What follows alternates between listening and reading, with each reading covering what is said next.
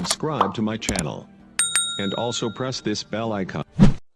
Hello everyone, welcome to knowledge point. आज हम आपके लिए कुछ स्पेशल डेयरी के टॉपिक को लेकर आए हैं, जिसमें हमारा है एनिमल डिजीज़। एनिमल डिजीज़ में सबसे पहले हम एंथ्रेक्स को जानते हैं। एंथ्रेक्स ऐसा रोग है जो पशुओं से मनुष्यों में भी जाता है। कॉम्पिटिटिव एग्जाम में अक्सर ये क्वेश्चन पूछे जाते हैं कि कौन सा ऐसा रोग है जो पशुओं से मनुष्यों में जाता है, तो वो एंथ्रेक्स रोग है जो पशुओं से मनुष्यों में जाता है। हम इस पर थोड़ी देर बात करेंगे। देखिए, कोई भी रोग हो उसको अन्य नामों से भी जाना जाता है। जैसे ये हमारा एंथ्रेक्स है, इसको हम अपने हिंदी में जहरी बुखार, गिल्टी ज्वार या विषहरी के नाम से जानते हैं। ये तो इसका अदर नाम हो गया जिसे हम हिंदी में जानते हैं। अगर हम बात करें इसके काजल ऑर्गेनिज्म की, तो हर रोग के पीछे कोई ना कोई एजेंट, कोई ना कोई कारक काम करता है। जैसे मान लीजिए फ़िलहाल में हमारे बीच में कोरोना एक महामारी चल रही है, तो इसके पीछे कौन सा कारण है? इसके पीछे एक वायरस है जिसे हम कोरोना वायरस जानते हैं। इसी तरह हर बीमारी के पीछे कोई ना कोई कारक होता है। जैसे कोई बैक्टीरियल डिसीज़ होती है जो जीवाणु के द्वारा होती है, उन्हें बैक्टीरियल डिजीज़। जो विषाणु के द्वारा होते हैं उन्हें वायरल डिजीज़। इसी तरह अदर डिजीज़ को उनके कारक के आधार पर उन्हें बताया जाता है। देखिए, हम यहाँ पर बात कर रहे हैं एंथ्रेक्स की। तो एंथ्रेक्स एक बैक्टीरियल डिसीज़ यानी जीवाणु जनित रोग है जो एक जीवाणु के संपर्क में आने से होता है। जीवाणु कौन सा है? एंथ्रेक्स एक जीवाणु के द्वारा फैलता है जिसे हम बैसिलस एंथ्रेक्स कहते हैं। ये तो इसका कारक हो गया। अब हम आते हैं मोड ऑफ इन्फेक्शन, यानी ये रोग फैलने की विधियां क्या क्या होती हैं। देखिए, इस रोग फैलने की विधि जो है, सबसे पहला हमारा आता है बाई फूड। आप स्क्रीन पर देख सकते हैं कि कुछ पशु एक साथ चारा खा रहे हैं। यही पशु में अगर कोई ऐसा पशु होता है जो एंथ्रेक्स से संक्रमित है, उसके लार और उसके झूठे भोजन उसमें रहते हैं, जिसे स्वस्थ पशु खा लेते हैं, जो उन्हें भी संक्रमित कर देता है, जो स्वस्थ पशुओं को भी संक्रमित कर देता है। दूसरी चीज़ हमारी आती है बाई वाटर। सेम प्रोसेस है। जिस तरह कई पशु साथ में चारा खाते हैं तो उसमें से संक्रमित पशुओं की लार द्वारा स्वस्थ पशुओं में चला जाता है। इसी तरह एक ही जगह पर अगर कई पशु पानी पीते हैं, उसमें कोई ऐसा पशु होता है जो एंथ्रेक्स से संक्रमित होता है, तो उसके लार के द्वारा अन्य स्वस्थ पशुओं में भी ये रोग स्थानांतरित होता है। फिर हमारा आता है अगला पॉइंट जो है वो है बाई वाउंड, यानी कि घाव के द्वारा। देखिए, मान लीजिए कोई एक पशु है, आप अपनी स्क्रीन पर देख सकते हैं, एक पशु है जिसको घाव हुआ है, उस पर मक्खियाँ लग रही हैं, अन्य कीड़े मकोड़े बैठे हैं। मान लीजिए ऐसा पशु एंथ्रेक्स बीमारी से संक्रमित है। जब कीड़े मकोड़े और मक्खियाँ इसके घाव पर बैठते हैं और वह दूसरे स्वस्थ पशुओं के ऊपर बैठते हैं, तो ये रोग उनमें भी पहुंच जाता है और स्वस्थ पशु भी इस एंथ्रेक्स रोग से संक्रमित हो जाता है। फिर हम अपने बात आते हैं लक्षण की। तो इसके लक्षण कौन कौन से होते हैं? देखिए, इसके लक्षण की हम बात करें तो पशुओं का सुस्त होना, पशुओं का कान गिरा देना, ये सब तो हर बीमारी में पशु के लक्षण कॉमन लक्षण हैं जो हर बीमारी में दिखाई देते हैं। इसके कुछ खास लक्षण हैं, इसके कुछ विशेष लक्षण हैं, जिसे हम कहते हैं तापमान में बढ़ोतरी होना।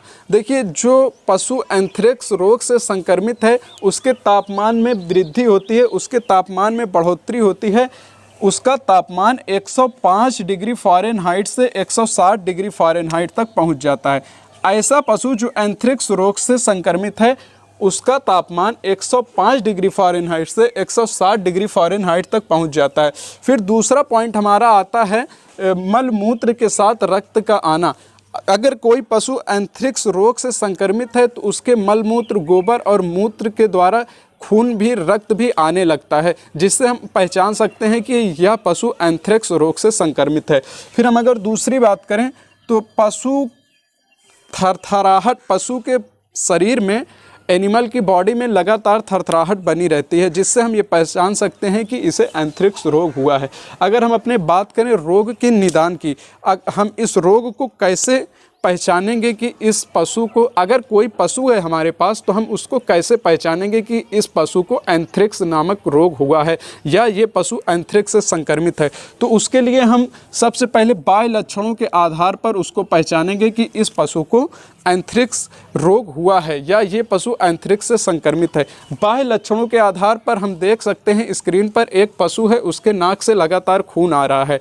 ऐसा पशु जिसके नाक से, मुंह से खून आते हैं, थर थर काँप कांपता है, उसके मलमूत्र में रक्त आते हैं। इससे हम जान सकते हैं कि ये पशु एंथ्रेक्स रोग से संक्रमित है। दूसरा आता है जैविक परीक्षण।